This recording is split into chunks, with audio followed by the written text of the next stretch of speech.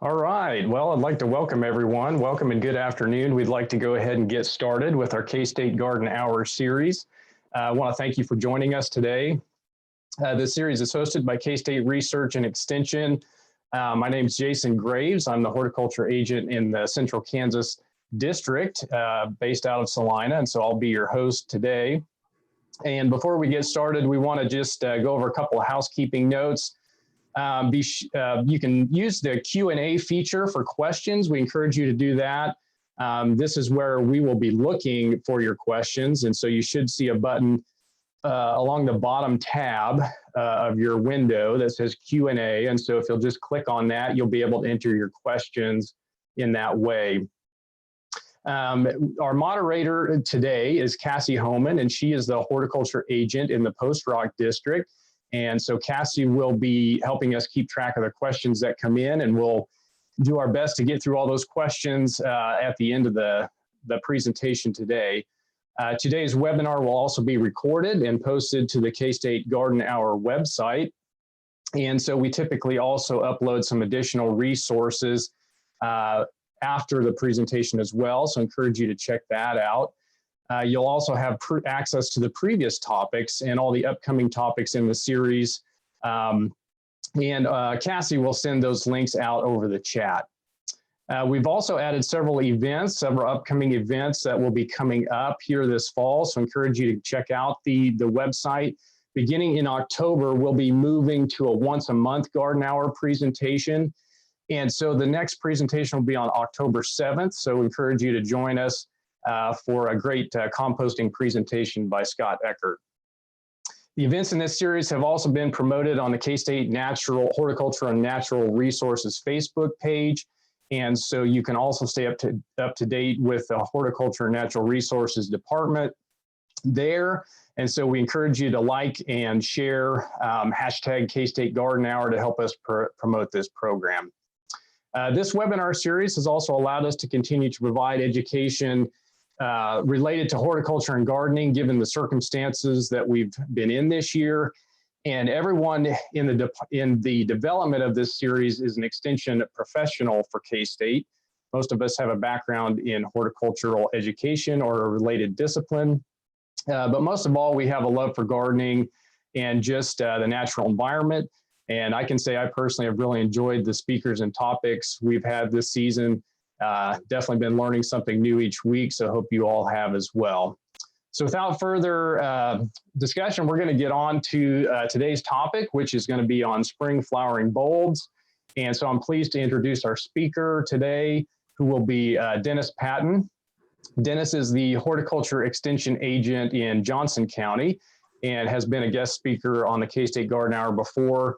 He specializes in ornamental horticulture, and so we are very much looking forward to hearing about spring flowering bulbs from Dennis today. So with that, Dennis, I'm going to turn it over to you and let you take it away. Thanks again.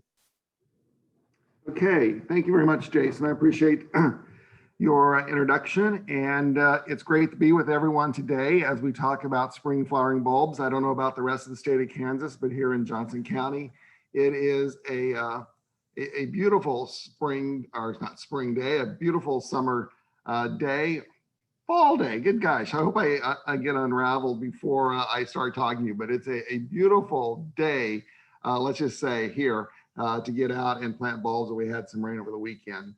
So spring flowering bulbs, I think all of us have planted a tulip, a daffodil, a grape hyacinth, or something like that in our garden, because, you know, who doesn't want to see the sign of spring after we have our long winter? And now is a time to really get out there in the garden and start planting, adding those to add color. So before we get started, just a little bit of background work here, as in most of our sessions, since we try to be a little bit more scientific based, is, you know, first of all, what is a bulb? Well, a bulb is a plant part that stores the life cycle of the plant underground in that structure. And there's actually many different types of bulbs. There's true bulbs, you know, like the tulip, the daffodil. There's corms, like gladiolas, and there's tubers, tuberous roots, rhizomes. And basically all these are structures that hold energy and hold the growing parts of the plant. But a true bulb, like many of the ones we plant in the fall, are really interesting. That when you buy that tulip or daffodil bulb today, tomorrow, already inside that bulb is everything that plant needs for next year. The flower's already in there. In fact, if you would cut through it, you would even see that developing flower in the bulb. All of them have what we call this basal plate, which is where they grow from. That's how they get their nourishment from the roots and the top development. They have the tunic. Inside those are all leaf scales, already developing leaves, already developed. So just waiting to go through that cool, dormant period. And then as it starts to warm up in late winter, spring, we start to see the leaves develop. And then we get the bulb that flowers later on in the spring. So like I said, our true bulbs have that sheath on them. There's kind of papery-like, so the tulips, daffodils, alliums, hyacinths that we're most familiar with. And of course, we have true bulbs that don't have that papery sheath. So the lily bulbs would be the main one. They're scaly, but they still have that basal plate and all that growth in them, just a little different structure. And of course, we have corms, which here again, we're going to be planting crocus. That would be the corm itself, and it's kind of a swollen stem at the base. The store. And one of the things that is interesting about a lot of these bulbs, and I'll kind of show it on this picture, the bulb we plant in the fall, it actually withers, goes away, and a new bulb forms in the case of a corm on top of it.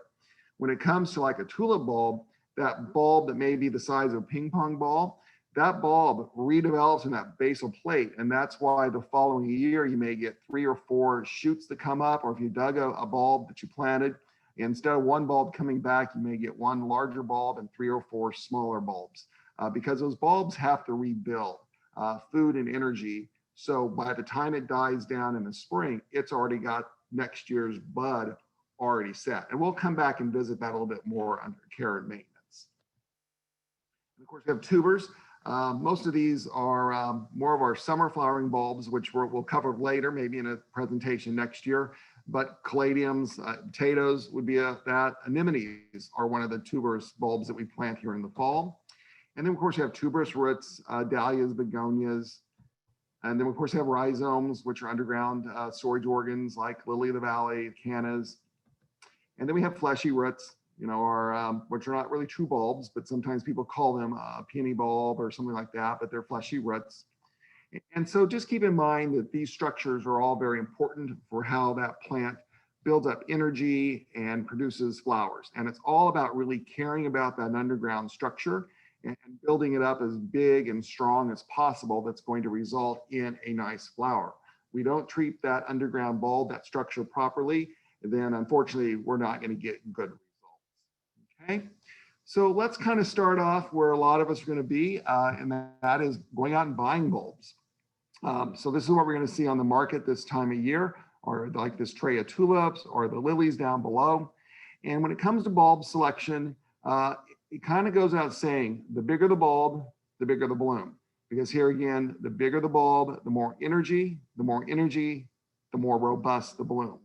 So if you're really looking for that knockout spectacular planting, you may want to look at bigger size bulbs, which unfortunately are going to cost more, but they're also going to give you the biggest return.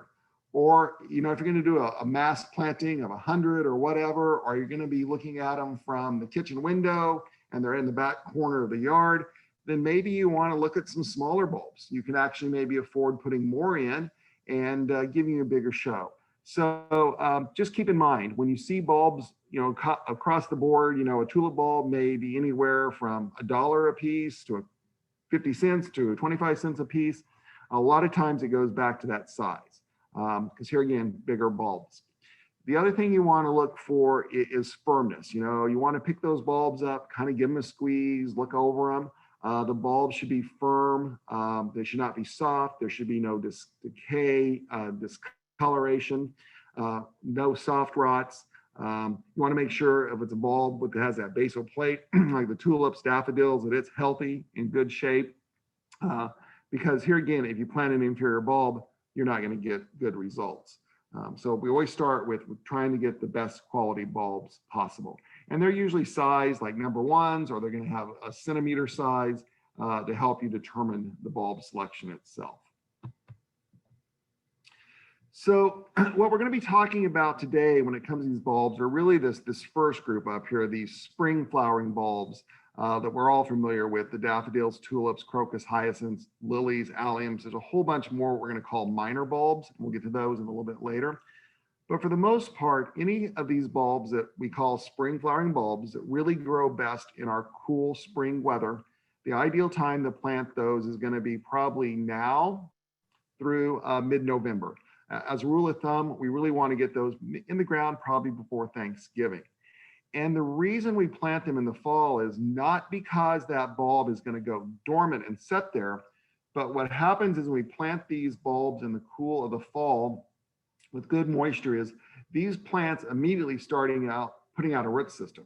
And as we know, gardening is really about growing healthy roots, not so much about growing tops. If we grow healthy roots, the bottom's going to take care of it, the top's going to take care of itself. So once we plant this bulb, it immediately putting out that root system to support the plant next spring when it's actively growing, because here again, those roots are going to be taking up the water, the energy to help build that bulb up for another great year the following season. So we plant them now so that we can build up that root system. Now, our office every year gets phone calls January, February, even in March, and saying, you know, I had these really good intentions. I bought these bulbs. I just found them in the back of the garage. I found them in the trunk of my car. I found them in the corner somewhere. Should I plant them? And the answer is you have nothing to lose, because those bulbs will never carry over for another season. They're just basically going to dry and decay. So if you forget to plant your bulbs, get them in the ground as soon as possible. The longer you wait to plant them after the first of the year, the less root system they have, the weaker that bulb is going to be. And so it's going to be less spectacular. And the likelihood of it carrying over for another year of giving you good return is going to be diminished. So as with any gardening practice, where do we always start? We always start at the soil. And you know, as much of the soil across the state of Kansas tends to be fairly heavy in clay, which the drawback to that is they tend to be a little bit slower drained.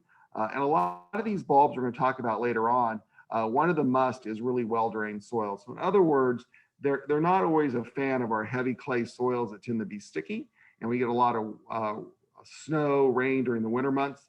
They can lead to root rots. Cool, moist soils create rots. And so we want to make sure we locate our bulbs in an area that have good drainage. Ideally, that aeration helps with that drainage, and then also air to keep the bulbs healthy. If these bulbs are going to be what we call a perennial planting, and I'll talk about that in a second with annuals or with tulips, an annual perennial. If they're going to be a perennial planting, I would recommend we add judicious amounts of compost, peat moss, some other organic matter to the soil. Question comes back, how much? I jokingly tell people as much as you can afford, but you know, these bulbs are going to be planted deep, up 12 inches deep. We want to prepare the soil. So I would work in a good 4 inches of compost, organic matter. And ideally, I would prepare a planting area instead of a planting hole, because it's hard to amend the hole on just one bulb. But if we have an area that we're going to plant, then I would amend the whole area, spade it up, till it up, add the organic matter. It also is going to make planting the bulbs a lot easier. And ideally, we'd want that pH between 6 and 7. Most of our Kansas soils are 7 and above. So, about every presentation you've had every week has talked about soil testing, and that can be done through your local extension office. So I will not go into detail about that, but definitely the bulbs are somewhat forgiving on pH, but ideally we want to keep them in that 6 to 7 range. So the question then comes about anything, and that is fertilization. Bulbs are one of those things I would highly recommend you fertilize when planting, because here again, you want to get that bulb off to that good, strong growth in the fall, because it's going to be putting out a lot of growth. So incorporate it planting. Here's a couple guidelines. If the soil test comes back, you don't necessarily need the phosphorus or potassium, then that recommendation we made for some other different type of fertilizer.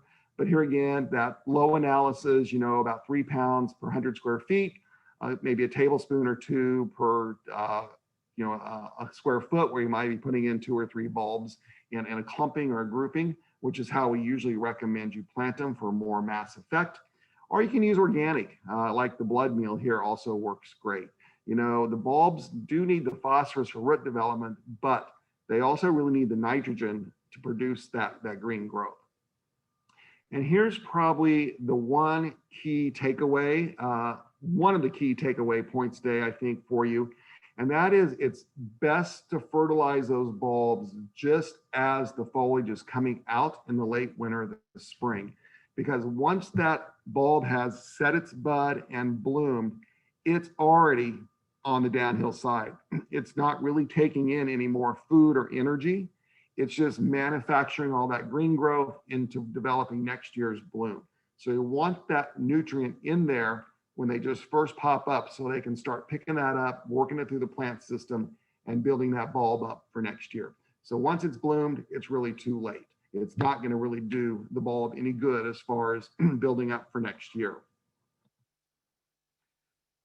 So then it comes to planting bulbs. There are so many different ways you can plant the bulb. You know, part of the challenge, especially in our hard soils, is how you're going to get them in the ground. So you see here in the lower left, these master gardeners here out working, where you've got a person with the spade and she's digging up a whole planting area to put in her bulbs. You see in the middle there, the ingenious labor-saving way, you get these bulb auger drills that go on your drill and just quickly drill down into the soil and plant your bulbs. Or then you see the old-fashioned bulb planter. You know, those can be a little short-handled, or they can be the long ones that you step on and fill out that plug of soil. You know, if you're going to randomly plant bulbs, I think that works great. But here in the upper right-hand picture, you can see where they've excavated a whole area for bulbs, and then, you know, to the proper planting depth, which is 2 to 3 times the diameter of the bulb, or what is said on the package directions. But you dig out the whole area, you can properly space your bulbs out, and then go ahead and plant them and then cover them all back up at once. So when planting bulbs, as a rule of thumb, if you get lost, the pointed end goes up, that basal plate goes down. But if you get it turned a little bit on its side, cockeyed, that bulb's going to correct itself. Usually we recommend the planting depth is from the base of the bulb, not the point or the top of the bulb. So if it says plant it 4 inches deep, that's 4 inches deep from the base of the bulb. As I said, the rule of thumb is usually about 2 times to 3 times the diameter of the bulb. If it's really heavy, sticky clay soil, I would say even raise that bulb a little bit more, make it a little more shallow, less deep, so we get it out of that poorly drained soil. And then, of course, we always water in any plant we plant to settle that soil air pockets and get it off and growing. So as a rule of thumb here again, it's kind of sometimes nice to prepare the whole soil, space those bulbs out, and then you can come back with your bulb planter or something and plant those. And this picture also shows it's best to group bulbs together. One bulb is kind of lost out there. If you can put them in mass plantings, you know, at least a half a dozen to a dozen or more, it just is going to give you a show. And also, if you kind of avoid lining them up like soldiers, I think a lot of times they look better when you do see them in mass. You get that big display or big show from a few bulbs. So real quickly about tulips. We're going to talk about tulips shortly later, but kind of the idea of an annual planting of bulbs versus a perennial planting of bulbs. So if you see these gorgeous plantings of tulips that are all even, big, bold, that's probably what we call an annual planting of tulips, as opposed where you see different heights, different sizes. That's probably a perennialized planting. And so many commercial developments are where you want that show have gone to an annual planting, especially of tulips, where you're only planting the bulb maybe 2 to 3 inches deep, because you're treating it basically like an annual flower. You're going to plant them at the end of the season, and then you're going to mass them in, like I said, 2 to 3 inches deep. And then, you know, as soon as they're done flowering in the spring, you're going to go in and lift those bulbs. And there's no need to plant them 6 inches deep when you're going to remove them. So 2 to 3 inches deep is all you need, maybe a light covering of mulch. And then after they're done blooming, you come in there, you dig them up, and you plant for the next season. Now, a lot of people go, oh my gosh, what a waste. How do you throw those bulbs away? Well, it's kind of like an annual, you know, a marigold freezes in the fall, you plant another one next year, same way on the tulip. If you run across people that have done annual plantings and they're giving these away or throwing these away, basically what you do is you let them die down naturally. Then you go in and you pull out that largest size bulb, throw all those little teeny, pea-sized bulbs away because they're never going to produce another bloom in our climate. And then you replant those larger bulbs the next fall. And you're not going to get this same look, but you're going to get more of kind of a cross between the annual perennial look. And I've done this in my own garden. I probably kept bulbs maybe for a couple of years, but then they got to the point where they're so small, I just needed to start over. Okay, so we've got them all planted in the ground. They're coming up. They're looking great. So what maintenance do we need to do for the coming year? So probably the most important one out there is that we never, ever destroy that foliage until it yellows and dies back naturally. So we never want to remove that foliage because here again, that foliage is making the energy for the next year's bloom. And I'm going to step on some toes with this next statement, but we don't go in there, we don't twist them, we don't braid them, we don't bend them, we don't tie them all together, especially on the daffodils because the foliage looks unkempt, untidy in our garden. Because if we put all that foliage together, we decrease the amount of sunlight that's going to get to those leaves to make energy. So we just, unfortunately, just kind of let them flop, let them go on naturally. And then once they start to yellow, you can cut them back. We also want to remove any of the seed heads develop on our perennial plantings, because here again, a lot of those plants are never going to reseed. Some will, we'll talk about in a second. But for the most of them, the seed production just takes away from building up the bulb for the next year. You can interplant bulbs in among your annuals, but instead of maybe putting them and perennials, instead of maybe putting them 4 to 6 inches apart for these nice showy blooms, we might have to space that bulb planting out to maybe 6 inches to a foot apart. And you can come in those holes between and plant your annuals for the coming season while those bulbs are dying back. The trick then is kind of remember where they are. Sometimes in the garden we lose them. Some people will go in and put like popsicle sticks in where clumps of their bulbs are, or they'll put a plant label in the middle of their bulb planting. So when they're planting off season of the bulbs, they know exactly where they are. Like I said earlier, you can mulch the bulbs to help minimize some of the temperature fluctuations and maybe delay some of them coming up in the spring. And then our other maintenance practice is really going to be dig and divide as necessary. A lot of times the bulbs become overcrowded. You'll see a reduction in flowering, which means it's time to dig and divide. And the ideal time, in my mind, to dig them up would be when that foliage has just started to die down in the late spring, early summer, so you know where the bulbs are, and you could plant them back immediately, or you could hold them in a cool, dry area and then plant them in the fall. Either way, it's going to work just fine. We won't talk about digging and storing these type of bulbs, but those questions might come up, so I left this slide in there. So usually we wait for a light frost or for the foliage to turn yellow, and then we lift them, remove as much soil as possible, and then we're going to store those in a cool, dry basement and check them from time to time to make sure there's no rot decay that's going to spread to other bulbs. But this is more of the summer flowering bulbs, and this is a spring flowering bulb presentation. So for the last kind of 20 minutes or so of this presentation, I just want to kind of go over all the options we have for spring flowering bulbs. Our early season here again, the state of Kansas from north to south, east to west is going to vary greatly on when they bloom. I grew up in south central Kansas, and I now live in Johnson County. So if I go home to the Oklahoma border in the spring, I can get spring blooms twice. I can get the daffodils down south of Wichita. I come back a week later, I get daffodils in Overland Park. And so there's about 10 days difference from just, Wichita to Kansas City, and we see those differences. So these times of blooms are really just big windows, because our temperatures in winter, spring can also cause these plants to bloom. I've seen as much as 2 weeks earlier or 2 weeks later, depending on weather patterns, how warm we get.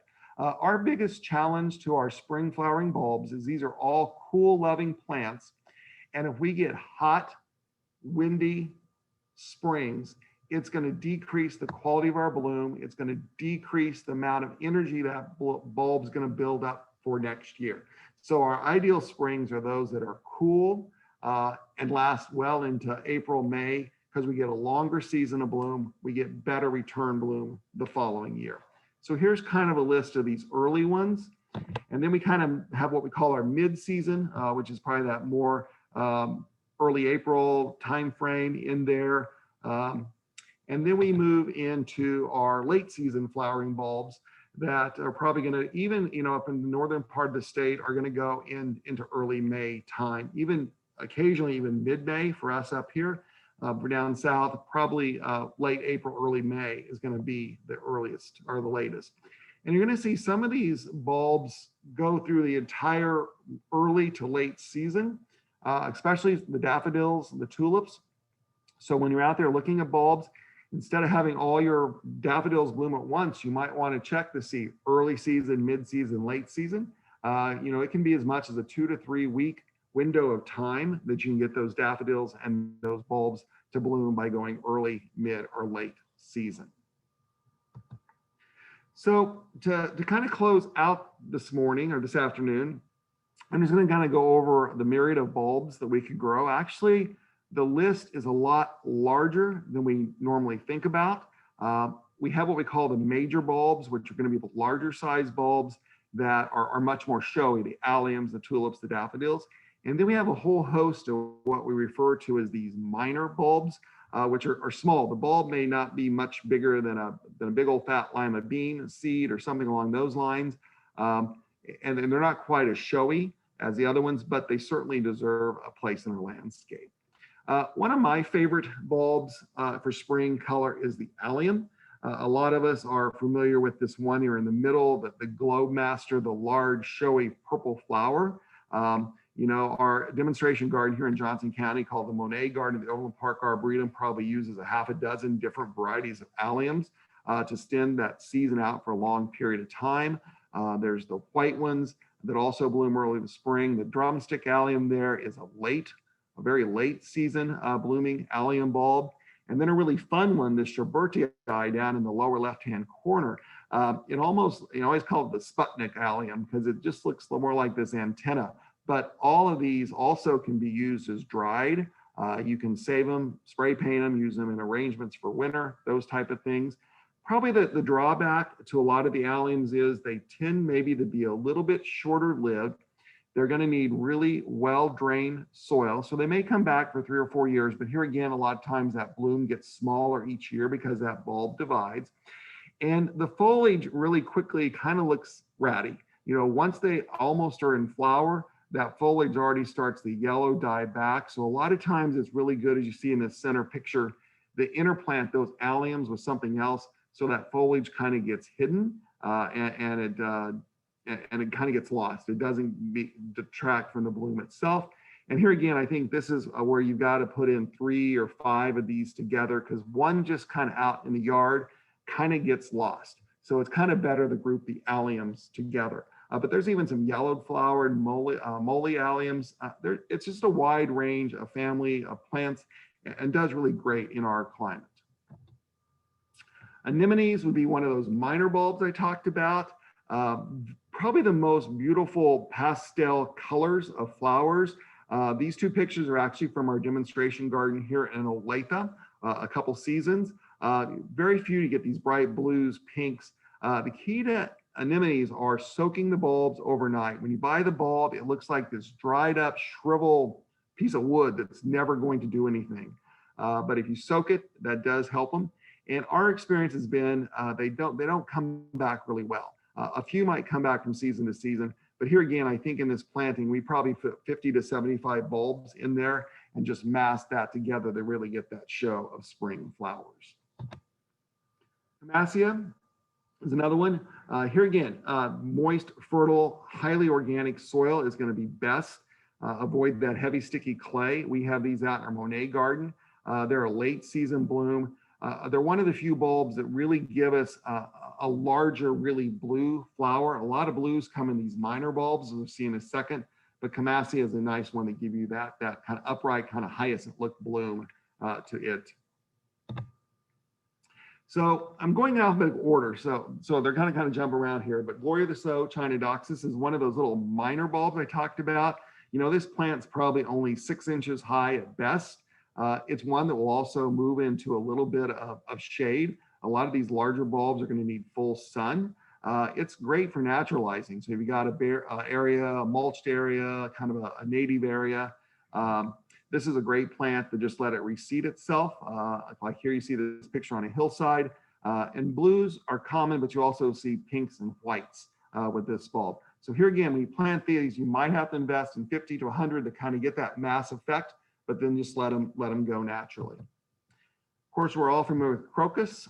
Here again, they work in mass plantings. You can do small little groups here and there. You know, they tend to nest in very nicely as they redivide. It's probably one of our bulbs that is more long lasting in our climate.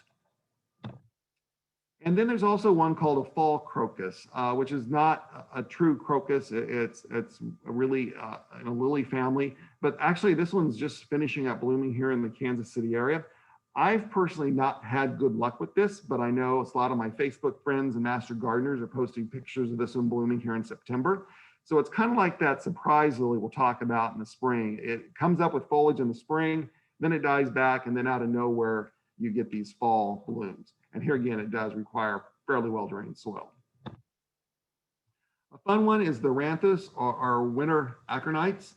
This is probably the first one to bloom in the spring. I listed it as an ephemeral, but really it has such a short season. This yellow flower is probably an inch off the ground, and it's best if you can put these in a naturalized area where it's not going to be disturbed because those bulbs are so shallow to the soil surface. You go in there, work a lot, move them around, you're probably going to destroy the planting. And if you let them go, they will reseed themselves in a small little area. But it's a fun, early spring. These small bulbs, you can't put them 50 feet away. You've got to be where you can upsee them and enjoy them because you're not going to notice them from the window. One I would tell you to plant with caution, but is the foxtail lily out there. It really needs almost sandy soils to survive. I've never seen this really do well in our climate because of our heavy clay soil. So this one you might want to be a little more cautious with, or if you're an experimenter, go ahead and give them a try. I'm sure there's someone out there who's probably had great luck, and if you want to, share that story with me. Fritillaria, it's a fun plant. The Crown Imperial is the one most of us are familiar with. The bulb kind of has a smell to it. But my experience is it's a one and done. It's a little more expensive to plant. It needs, here again, well-drained soil to stop it from rotting. But if you really want something different, something impressive, these bulbs really do put on a show. But it's not going to be a long-lasting bulb in our climate. Galanthus or snowdrop, here again, we're going to get in a lot of these that look very similar. Here again, a little white bulb. Here's one that here again is going to do partial shade. And here again, I just let it naturalize and reseed itself. Of course, a lot of us are familiar with hyacinths. Here again, with good conditions, they'll last for 3, 4, 5 years. But over time, I think they do kind of diminish and you do need to replant. Be cautious though. A lot of people are allergic to the bulb itself. So a lot of times it's recommended when you're planting, handling these, to wear gloves. I know when I've planted them, my hands have kind of got a little itchy feeling to them. It doesn't last long, but just be cautious. The only thing I do on this bulb is just deadhead the flower so it doesn't go into seed, and you're good to go for the next year. The netted iris or reticulated iris, also in my experience to be short-lived, but I've also seen nice clumps of these naturalized too. Here again, this plant's probably 6 inches tall at best. You see some blues, some purples, yellows, and whites of this iris. Here again, snowflake, another one of these little minor bulbs, a little bit taller, maybe 12 inches or so. It does need, here again, well-drained soil, but it's of the minor bulbs, a little bit showier because it's a little bit larger in size. Here again, I guess I'm showing you all these minor bulbs because we can spread out our bloom time from early to late by putting more different types in our garden itself. Of course, a lot of us are lilies. I'm not going to go into detail about lilies. We could do a whole hour just on lily bulb culture with the different care. But there's the Asiatic, there's Oriental. A lot of people, you see these on the market more commonly in the spring, but I think it'd be better if we get these in the fall. So here again, they have time to develop that root system before spring rolls around. Our old, surprisingly, naked lady, magic lilies, whatever name you want to call them. This year was probably the best bloom up in the Kansas City area I've seen on this plant for a number of years. So this is one of those that has that spring foliage, then it dies back. And then up here, late July, early August, we get a rain, and next thing you know, they're just coming out of the ground. You got these really showy pink flowers. There are some other species of Lycoris out there on the market that have some reds and yellows and things. I think they'd probably be better suited for southern Kansas. I think a lot of them are zone 7, marginal at zone 6, which is most of the state. Some of them need a little bit better soil property than our heavy clays here in northeast Kansas.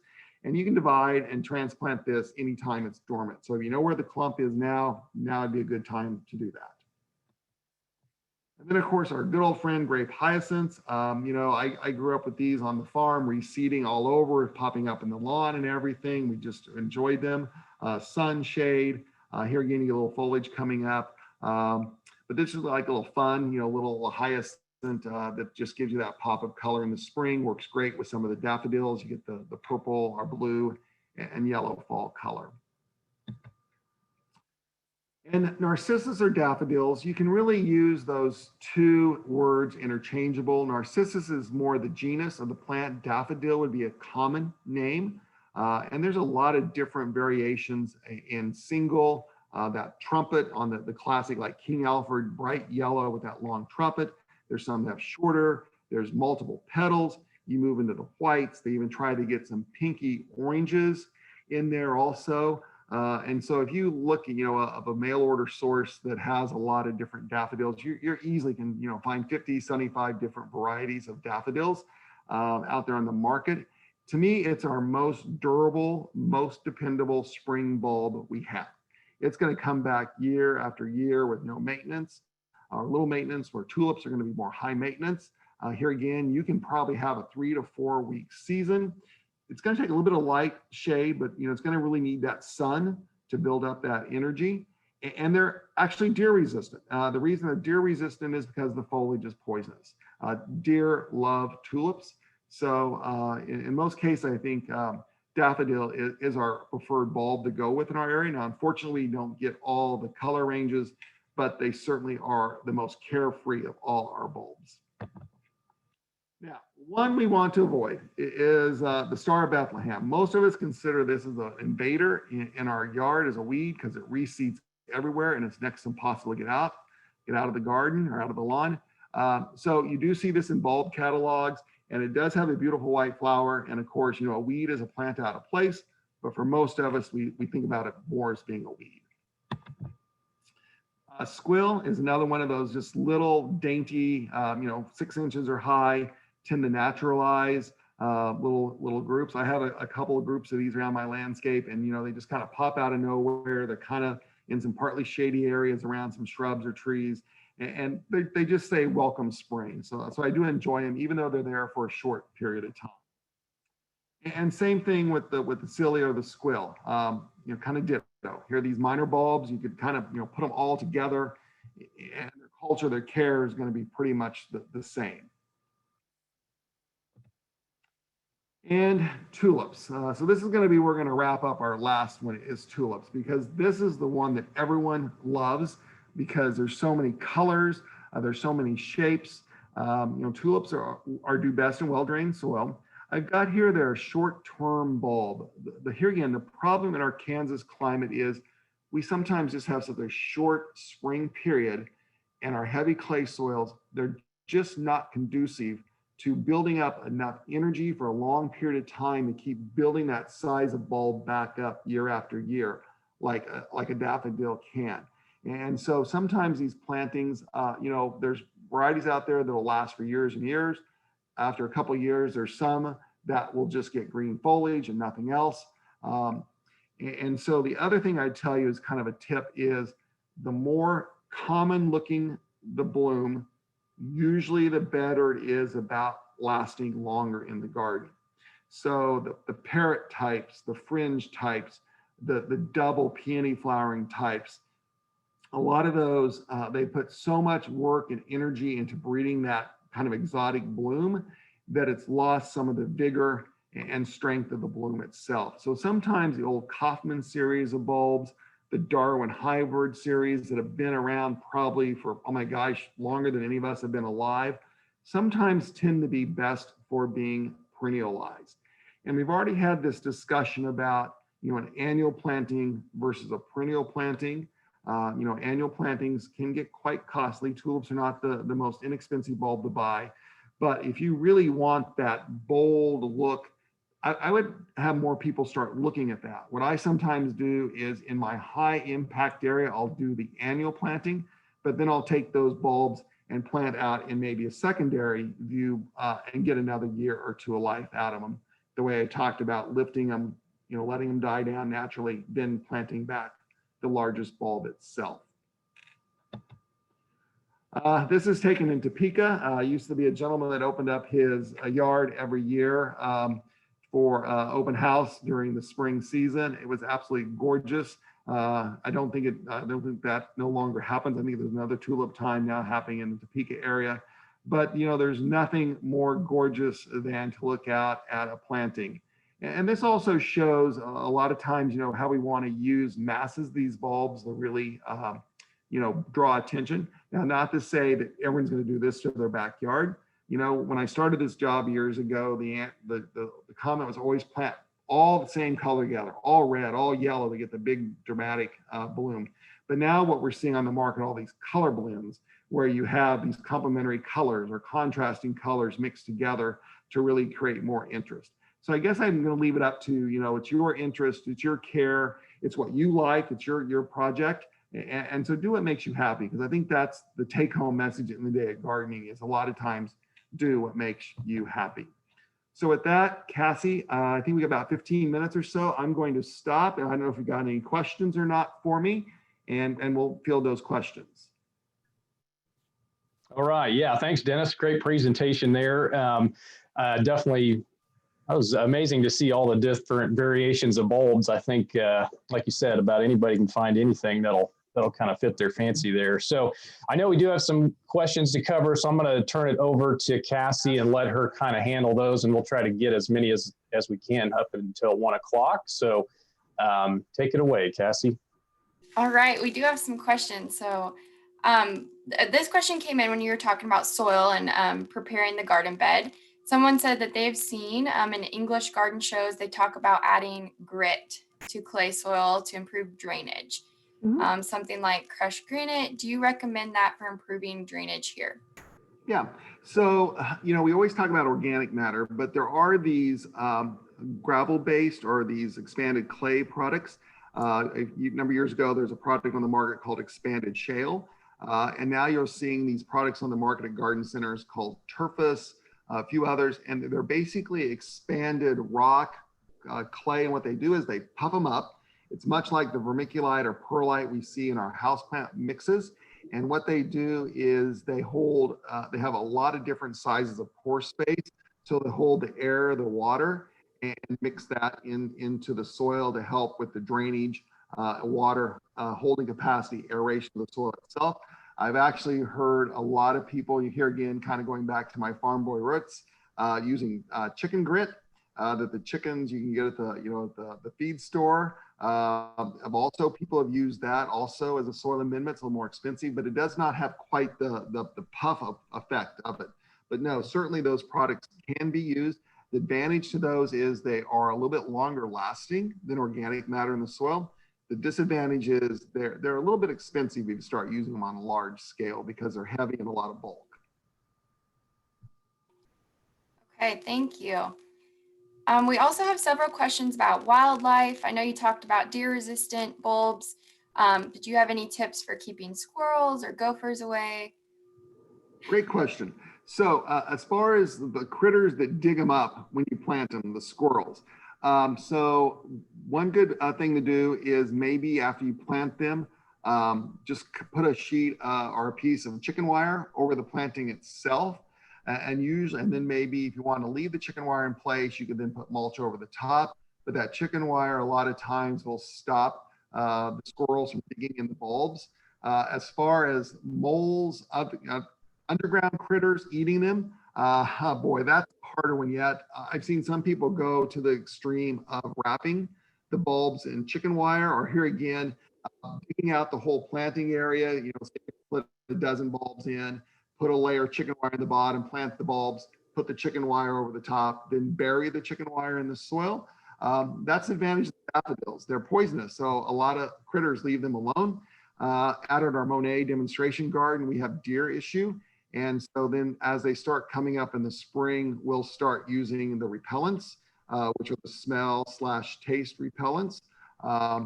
If you have high deer pressure, I would tell you don't plant tulips unless you can put them in a very protected area, because deer will take their paws, they will paw the bloom out or the bulb out of the ground, eat it, and just devour it. So those are several tips you could use. You could also use some sort of fence barrier around them too, also to keep the animals out. All right, thank you. We have a question about what time of year is it best to divide bulbs? Okay. I think you've got a couple of times to divide your bulbs. I personally would tell you, well, the easy answer is anytime they're dormant. We don't want to destroy that green growth. But my take would be to do them in the spring, late spring, early summer. Because at that point, when they're yellow, they're dying down, you know exactly where that clump of bulb is. You know exactly where to put the shovel in the ground so you don't slice into them. And then you can go ahead and, like I said, lift them at that point in time. You can go ahead and divide, replant them right back, because they're not going to really know they're dormant at that time.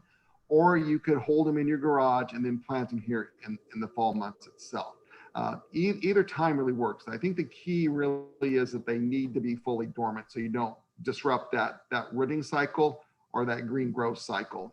To me, is the key. Okay.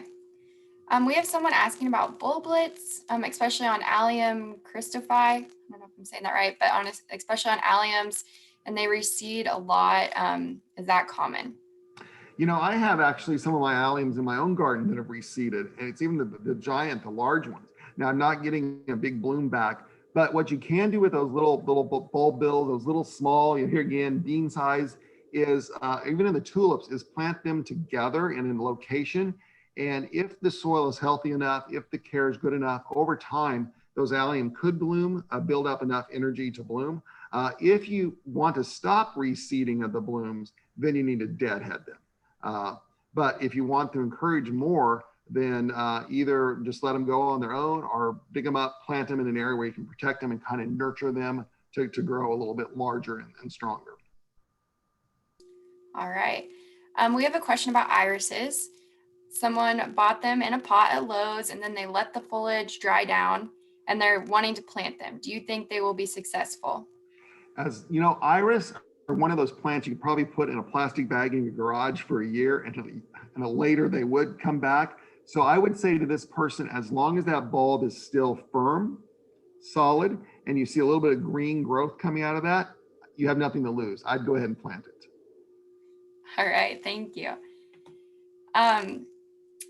Someone wants to know about special watering needs. Do bulbs have specific water needs? I would say for the most part, bulbs really don't have that much water need. I guess my concern would be, the only time I'd look at watering them would besides watering them in, would be if we're in a really dry late winter, spring. And here again, that's when that bulb is making all that energy and we want it to remain green as long as possible. So the only time I'd potentially think about irrigating would be in the spring to prolong that greenness. But once they've died down, actually that bulb wants to be a little bit on the dry side while it's dormant. Okay. We have a couple questions here about planting bulbs in pots or in a planter and trying to keep those over for next year. Yeah, you can do that. I think you need a larger size planter. You need to kind of have a couple inches from around the edge of the pot to insulate that bulb. Since they're going to be in better quality potting soil, I would probably plant them a little bit deeper too to give them a little more insulating factor. And I think in a container, I think the daffodils, the tulips, crocus would definitely, hyacinths would work. And I would probably tell them in a container to crowd them together. So maybe almost touching each other, maybe just a couple inches apart, because you really want to have that. And then you could leave that container exposed to the elements, or if it's a smaller container, you might bring it closer to the house, a little microclimate. You might put a little mulch around it, maybe to insulate it from freezing and thawing. But no, you can certainly do them in containers. But here again, I do them in a larger size. What's larger size? At least 2-3 gallons, 12, 18 inches apart, foot deep or so. And then water them in well, but probably keep them on the dry side during the winter months. Okay. So we have someone that has recently bought a house with a garden, and they're told that there's daffodils there, but they have not seen any blooms. What should they do? Well, if they just moved in late this summer, my advice would be wait till spring and find out where those clumps of bulbs are, and then they can mark them. And then if they don't bloom well, then you got to start thinking back why they're not blooming. So one reason a lot of times daffodils stop blooming is they planted them 10 years ago, and now the tree's grown up and they're in the shade. So we may need to lift those, move them out into a more sunny area. Or as I said earlier, if the clump gets too overcrowded, you're going to see a decrease in blooms. The other thing that people sometimes do with daffodils is they naturalize them out in the lawn and they mow them off before they get yellow. Or people don't like that ratty foliage, they cut the foliage off. So there's just not enough energy built up in that bulb. So since they don't know the past care, they just might have to kind of figure out what's going on and move from there. All right. We have another one about soil amendments. They are wanting to use old potting soil. Is that a good idea? That's a great idea. With my old potting soil, I either throw it in the compost bin or I work it right into the soil. There's no point throwing that rich organic matter away. There shouldn't be any disease or problem. So yeah, reuse it. Okay, I think we just have a couple more. And we have time. So if anybody wants to send in a question, go ahead. Cool. They're asking about calla lilies and do they need to be dug in our area and replanted? Yeah, calla lilies, at least I think are zone 7. So maybe way southern Kansas, you might try it. But up here, they need to be dug. And that's actually kind of been a challenge for us. Gladiolas, dahlias are sometimes cannas are overwintering in many parts of the state where they used not to. But my experience with calla lilies is they need extremely well-drained soils. So wet, sticky soil, I think, would cause root rots. I kept calla lilies for 4 or 5 years, but I used them as a container plant. And after they died down, I just set the container in the garage for the winter. And then I put them back out. But I think as a rule of thumb, I would probably dig calla lilies. They're very popular in the spring in a lot of box stores.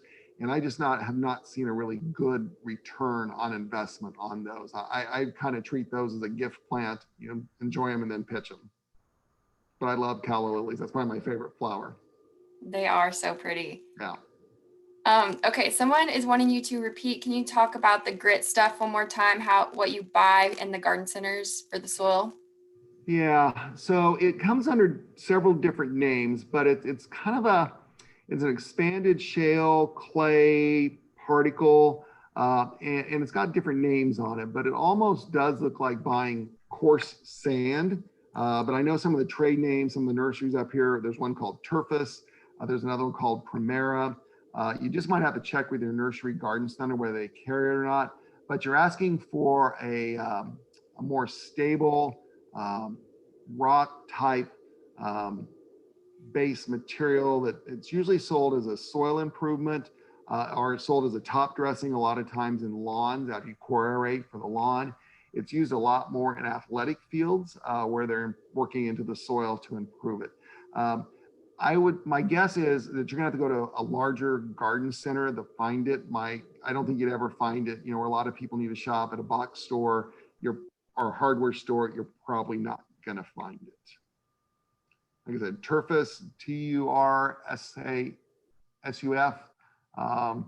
and Primera, Primera, something like that. I'm terrible at spelling off my head, especially with 100 people listening to me, so I got close.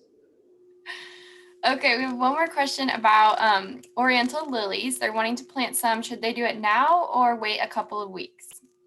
I would say when it comes to bulbs, earlier is better than later, because you just have that larger window to get that root system develop under the bulb.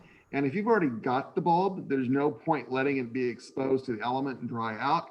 I would go and get it in the ground. Now, make sure you're not planting the bulb when the soil is extremely wet, because as we know, one of the best ways to destroy our quality soil is to dig in it when it's wet and compact it. So make sure, there's good soil moisture. But really on these bulbs, there's such a large window of time. Like I said, probably anywhere after Labor Day through November would be ideal on those. But earlier would give a little more development for our time for root development. All right. Well, I think that's all the questions. You have been getting a lot of thank yous and that it was an excellent presentation. So. Good. Thank you. It was fun to do today. All right. Well, we're gonna finish up. I want to thank Dennis again for that presentation. Thanks everybody for joining us for the Garden Hour series today. We actually, like I mentioned, have some more interesting presentations coming up this fall on a monthly basis. Check us out here on October 7th. We'll be covering composting next with Scott Eckert. So that'll be a very interesting topic, timely topic as well. The session from today will be recorded and posted by tomorrow afternoon on the Garden Hour website. And so we certainly encourage you to check that out if you want to rewatch it or pass it on. And after the webinar ends today, you also should receive a prompt for an evaluation survey. So we'd certainly appreciate taking time to fill that out and provide your feedback. Any other questions, feel free to touch in with us. You can reach us through the email at ksuemg@ksu.edu. And we certainly look forward to seeing you for the next presentation. Thanks.